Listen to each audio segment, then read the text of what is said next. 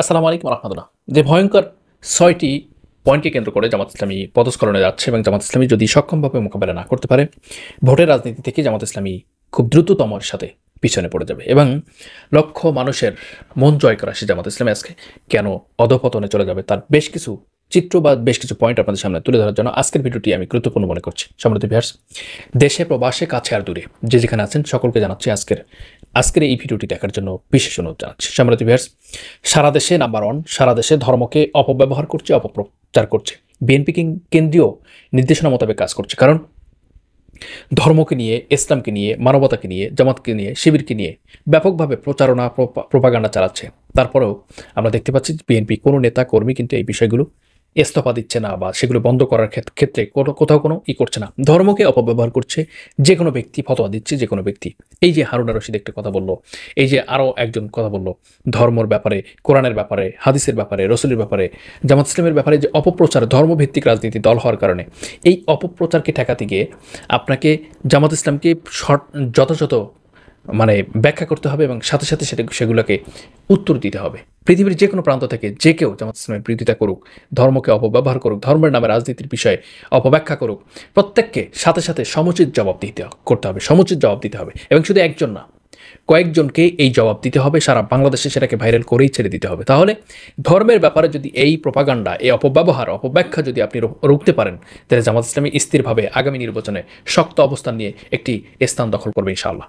দ্বিতীয় পয়েন্ট, যেটা বিএনপিকে প্রতিহত করতে হবে। প্রতিহত বলতে বিএনপি কিন্তু সবাই না, বেশ কিছু বিএনপি নেতা কর্মীরা তারা বাংলাদেশ জামাত ইসলামীকে নিয়ে অপব্যাখ্যা শুরু করছে, তাদেরকে নিয়ে বিভিন্নভাবে অপব্যাখ্যা শুরু করছে, স্বাধীনতা বিরোধী, যুদ্ধ অপরাধী, মানবতা বিরোধী, এইভাবে বিভিন্ন অপব্যাখ্যা করছে। ইসলামিক দল নয়, মওদুদী রহিমাহুল্লাহকে বিভিন্নভাবে অপব্যাখ্যা করছে। এইভাবে যদি আপনি এই সাথে সাথে এই কাজগুলো করছেন, আপনার ভিডিওর আগে দেখেছেন এক বিএনপি নেতার বাড়িতে 13টি গরু চুরি করে নিয়ে এসেছে এবং তার গোয়ালে 13টি গরু ধরা পড়েছে। সরাসরি পুলিশ যে সেই গরুগুলো ছাড়িয়ে আনছে। অবাক করা বিষয়, জামাত ইসলামী কিন্তু এই বিষয়গুলো কখনো কারোর সামনে তুলে ধরে না বা এটাকে প্রচার করে না। আর আজকে বিএনপি যে কাজটি করে, সাথে সাথে জামাত ইসলামী কোনো বিষয়, ছোট বিষয় হলে সেটাকে বড় করে, বড় বিষয় হলে সেটাকে মহা প্রলয়ঙ্কার একটি ঘূর্ণিঝড়ে পরিণত করে। এই বিষয়কে সাথে সাথে শক্ত অবস্থান থেকে এর বিরুদ্ধে প্রতিহত করতে হবে, জবাবদিহিতা করতে হবে এবং জবাব দিতে হবে এবং মিডিয়া সেলকে আরও গুরুত্ব আরোপ করে এই বিষয়গুলো তুলে ধরতে হবে। দ্বিতীয় পয়েন্ট আপনাকে বললাম। তৃতীয় পয়েন্ট, শাহবাগী আগ্রাসন থেকে সরাসরি বেরিয়ে আসতে হবে। শাহবাগী আগ্রাসন বলতে আপনারা দেখেছেন, এই যে কালার কণ্ঠ একটি ঘটনা করলো যে একজন বণিক সমিতির লোক রোজা রাখে নাই বলে হোটেলে যে মুরব্বীদের কান ধরে অটবাস করিয়েছেন। এই যে অর্ণব ইফতিজার হিসাবে সে গণ্য হয়েছেন, তাকে জেল থেকে ছাড়িয়ে সেটাকে আবার ভিডিও করেছেন, কোরআন শরীফ হাতে দিয়েছেন, মাথায় পাগড়ি দিয়েছেন। এই অর্ণবের ব্যাপারে কিন্তু জামাত ইসলামের পরে দোষ এসেছে, কিন্তু সে কিন্তু জামাত ইসলাম করে না, জামাতের সাপোর্টও না, জামাত দলও করে না। এই যে বণিক সমিতির যে নেতা, এই লক্ষ্মীপুরের যে কাজটি ঘটেছে, সমকাল নিউজ করেছেন, আপনাদের সামনে দেখাচ্ছি, যেটা এই নেতা লাঠি নিয়ে উঠবাস করিয়েছেন, এটা জামাত ইসলাম। হ্যাঁ রে, জামাত ইসলাম ক্ষমতা আসে নাই, তার আগে যা শুরু করেছে, তাহলে এদেশে ইসলাম কায়েম করবে এবং তারা জোর করে হলে ইসলামকে কায়েম করে ছেড়ে দিবে। জামাত ইসলামের ক্ষমতা আসলে, এখন তো এই শুরু করছে, ক্ষমতা আসলে কি না কি করবে। কিন্তু তরবারি দিয়ে জামাত ইসলাম কেন, তরবারি দিয়ে রসুল কখনো ইসলাম কায়েম করে নাই। উদারতা, ভালোবাসা এবং মানবতা দিয়ে, আদর্শ দিয়ে ইসলাম কায়েম করেছেন, সেই রসুলের উম্মত আমরা। এই বিষয়গুলো রুখতে হবে, সাথে সাথে রুখতে হবে। সাথে সাথে একটি মিথ্যা কথা যদি 100 জন লোকে প্রচার করে সারা দেশে বা 1000 লোকে প্রচার করে, সেটাকে সত্য রূপান্তরিত করেই ছাড়ে তারা। কিন্তু যদি আপনি সমুচিত জবাব দেন, 100 লোকের বিরুদ্ধে যদি আপনি 1000 লোক দাঁড়িয়ে যান সে জবাব দেওয়ার জন্য, তাহলে আপনি জিতে যাবেন, তারা হেরে যাবে। কারণ শেখ হাসিনা সেই কাজটি করতো।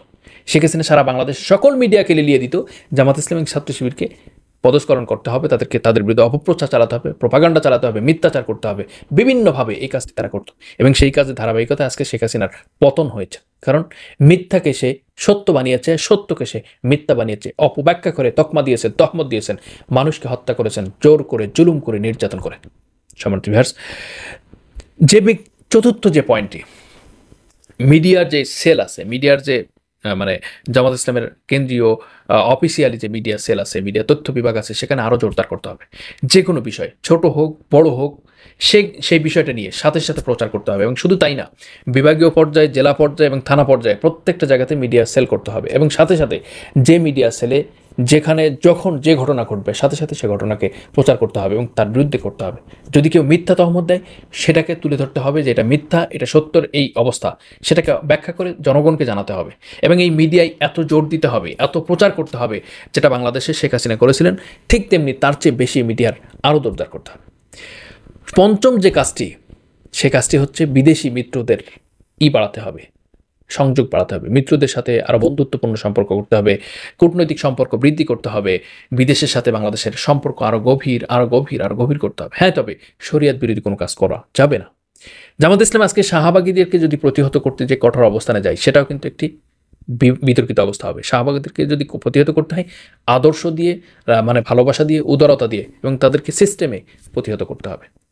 এবং ষষ্ঠ নাম্বার যে বিষয়টি সবচেয়ে গুরুত্বপূর্ণ, যেটা হচ্ছে যে কোনো কাজ শক্ত অবস্থান, সক্ষমভাবে, ঐক্যবদ্ধভাবে, সাথে সাথে যে কোনো বিরোধী দল হোক, মানে অন্যায়ের বিরুদ্ধে শক্ত পদক্ষেপ নিতে হবে। সাথে সাথে আজকে এখানে অন্যায় হচ্ছে, সাথে সাথে 100 জন লোক চলে আসবে, 500 জন লোক চলে আসবে। কারা এসেছে? জামাত ইসলাম এসেছে। এইভাবে মানুষের গণজোয়ার তৈরি করতে হবে। আপনি জানেন না, ভাইরাল এমন একটি জিনিস, এই যে তরমুজ আলার ভাইরাল করে তার শেষ করে ফেলেছে, আবার তাকে পুনরুদ্ধার করছে এই ব্যক্তি। একই সিস্টেম। আপনি যদি সাথে সাথে কোনো বিষয়কে যদি হাইলাইট করতে পারেন, আকর্ষণীয় করতে পারেন, সাথে সাথে আপনাকে বা জামাত ইসলামকে যথেষ্ট পরিমাণে মর্যাদা আসবে, যথেষ্ট পরিমাণ গ্রহণযোগ্য আসবে। যারা জামাত ইসলামকে পছন্দ করতো না, তারা জামাত ছাড়া অন্য কিছু বুঝবেই না। এবং এই মিডিয়ার সিস্টেমগুলা, এই ঐক্যগুলা, এই শাহবাগী আগ্রাসনগুলা, তারপরে এই যে অপপ্রচার ধর্মকে নিয়ে, এই ধর্মের সমস্ত ধর্মকে নিয়ে অপপ্রচার, সাথে সাথে অপপ্রচারের সাথে সাথে ব্যাখ্যা করতে হবে এবং সেই অনুযায়ী তাকে সমস্ত জবাব দিতে হবে। এবং বাংলাদেশের যে কোনো ঘটনা ঘটুক, দাড়ি থাকলে, টুপি থাকলে, লেবাস থাকলে, পাঞ্জাবি থাকলে, তাকে কিন্তু জামাত শিবির বলে চালিয়ে দেয়।